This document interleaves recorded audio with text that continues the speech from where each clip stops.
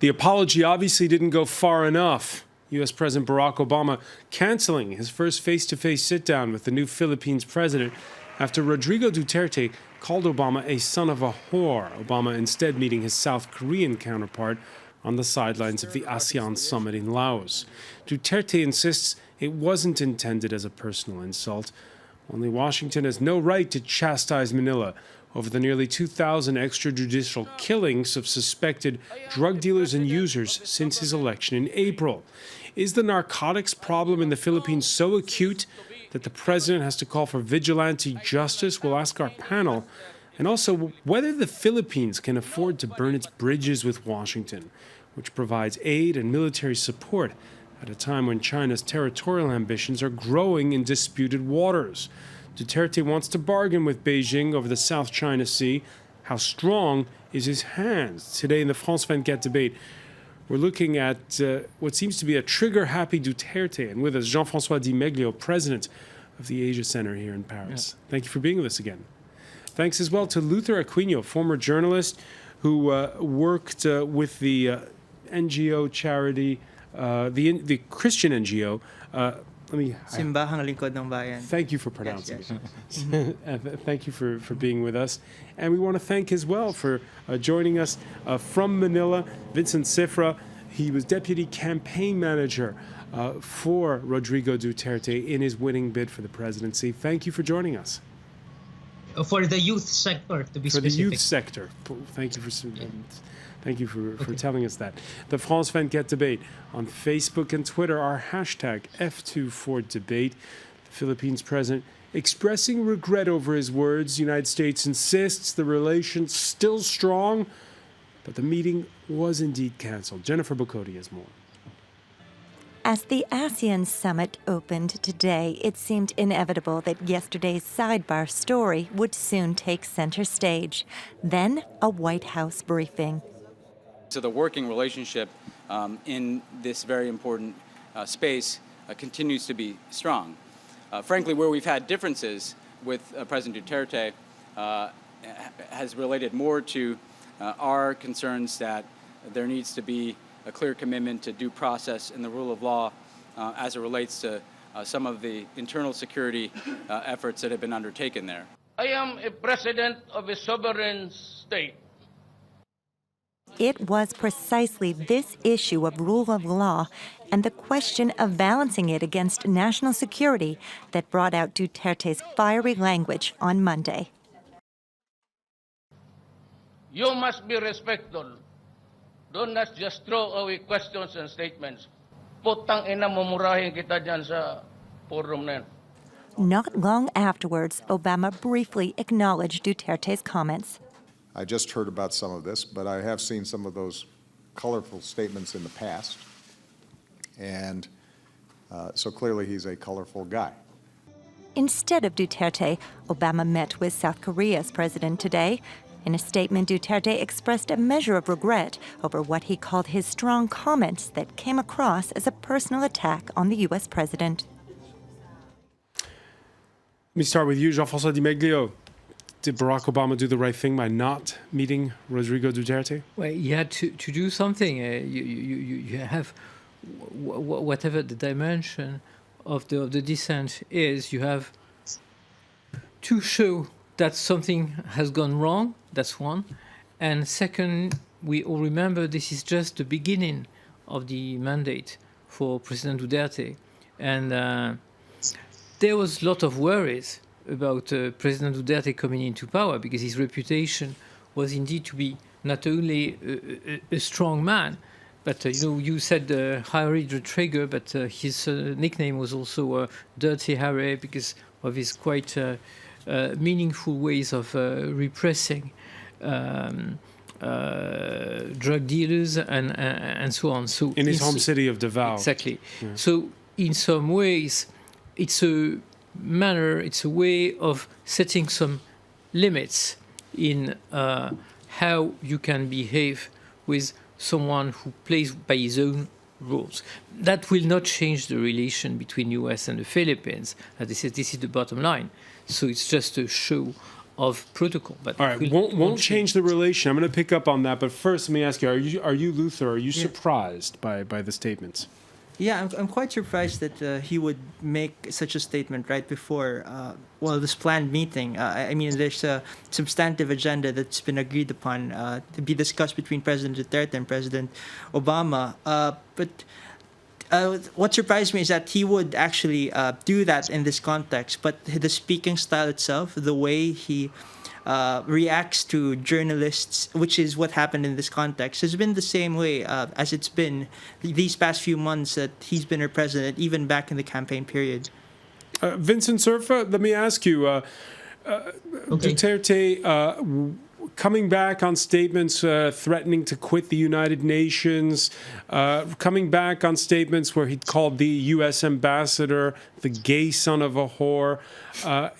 Is he going to be able to tone things down? I'm sure he will.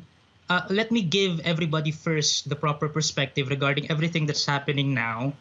The proper perspective is everything is conditional. The president is actually expressing that we as a sovereign state, we have the right to self-determination. We elected him upon the promise that he will clean the society up. But he will clean the society up or whatever it takes. We elected him. He has a huge mandate. And now other states are interfering by throwing statements questioning our approach. So the idea is the president was simply expressing that we have the right to self-determination. So please don't just throw away statements that will question our approach. Otherwise, I will curse you in that forum. But here in the Philippines, oligarch-controlled mainstream media is being used to discredit a socialist president. Well, this president is against the oppression of unregulated capitalists, is against drug lords who are in cahoots with corrupt politicians.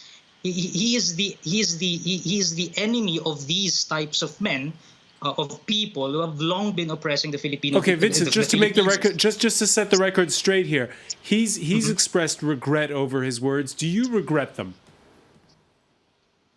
I do not regret the fact that we were able to tell the entire world that we are not the puppets of the United States of America, that we were able to tell that loud and clear. But then I regret the decision of the President of the United States for canceling the meeting, probably because of the twisted stories about what he actually said that have been caused by mainstream media. You look at the video itself. If the shoe had been on the other foot, surely Rodrigo Duterte would have canceled the meeting if he had been called such an epithet. Oh no, I'm sure he won't. He handled much tougher statements than that. Let me ask you, Luther Aquino, do you agree with what Vincent just said? To be fair to the president, I do think that some of his statements might have been, I wouldn't say they were taken out of context, but it was a problem of translation. The expression wasn't exactly something directed at the President Obama's mother. I would grant the president at least that. Set the record straight here. What did he exactly say? He did say son of a whore, but the way it's used in the Philippines, it's not directed at a particular person's mother. So I'm willing to grant him just that much, but I don't think he should have said it at all.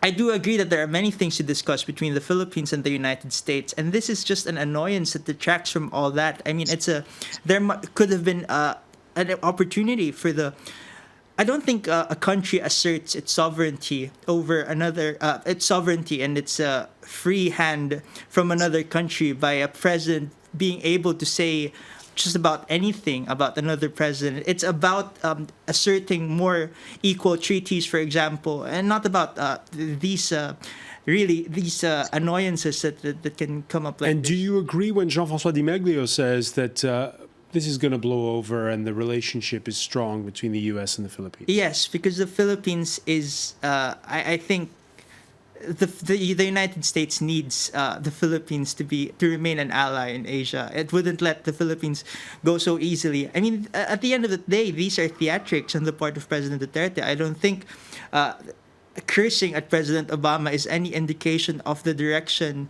of the relationship between the U.S. and the relationship between the U.S. and the Philippines. You have to remember, just a few weeks ago, Secretary of State John Kerry was in the Philippines to reaffirm the United States' commitment to continuing to arm or to support the Philippine military. And those are the things that I think count if you're looking for indicators as to the state of the relationship between the U.S. and the United States, between the U.S. and the Philippines. So, but there are a lot of other issues that should be up for discussion, and now they're no longer really. It's been scheduled for another day. That's what they said, the meeting. But you have to grab every opportunity you can get. And if you really do have a president in the Philippines who is willing to speak up on behalf of Filipinos, I don't know how he did that by, just having a foul mouth or going it with his own style. I don't know. There's a lot of quid pro quos at times. So there was the people are still rehashing that time he made a joke about an Australian woman who'd been raped. Well, he was very well known for being outspoken, for being vocal, and if you look at the string of Filipino presidents, you have this moment where the presidents are elected from the high society, which is like 3 times out of 4 or 5, and you have also the other part of the Filipino population, which in a way he represents. So, as you said, that's definitely a description of Filipino society. You can expect that. Unfortunately, when it comes out on the global stage, it's a bit shocking. I was just thinking, what if, instead of still having Obama, because of the US election, you would have said that to, you guess whom? Donald Trump. How should we end up if Duterte says this thing to Donald Trump? Then it's all-out war, because the two guys are, they are really the same type of. Let's put that question to Vincent Surfa. What if he'd said that to Donald Trump? Well, I don't think foreign policies are based on shallow statements. But before I discuss further about these possibilities, let me just clarify what you said, what you talked about earlier regarding the joke about the Australian victim of rape. Let's not call it a joke. It was not a joke. It was a frustration of expression. It was an expression of frustration over a beautiful life lost. Yes, it was a crazy way of expressing himself, but that's how he expresses his frustration over these beautiful lives lost because of such crimes. But then when he narrated it, it came out as a joke. That's why when he was interviewed the day after, he kept on saying, "I was just narrating an event. That was what I said before because I felt so bad over that beautiful life lost." But he will never join a gang rape or what. I mean, here in the Philippines, we are divided into different subcultures. He came from the Moro culture and the Visayan culture, who have a very strong sense of language. So the conservative Tagalogs, for instance, will never fully understand the way they speak. In fact, to them, cursing is a normal part of a normal conversation. So there is also this a cultural dilemma. But going back, regarding the possibility about if Duterte says this to Donald Trump, I don't think foreign policy is based on shallow statements like that. At the end, both of these people will think, are we willing to risk a World War III in this lifetime now? Because if you risk escalating near conflicts because of shallow statements, into a world war, both of them understand that no one will win in that war that will probably destroy the entire human race already, given that we live in All right, so consensus on the panel that it's not going to dent that much, the proof being Luther, which is just mentioning it, that recent visit by John Kerry. And that brings us to the political and military stakes. At the ASEAN summit, the Japanese accusing China of ramping up their presence in the South China Sea.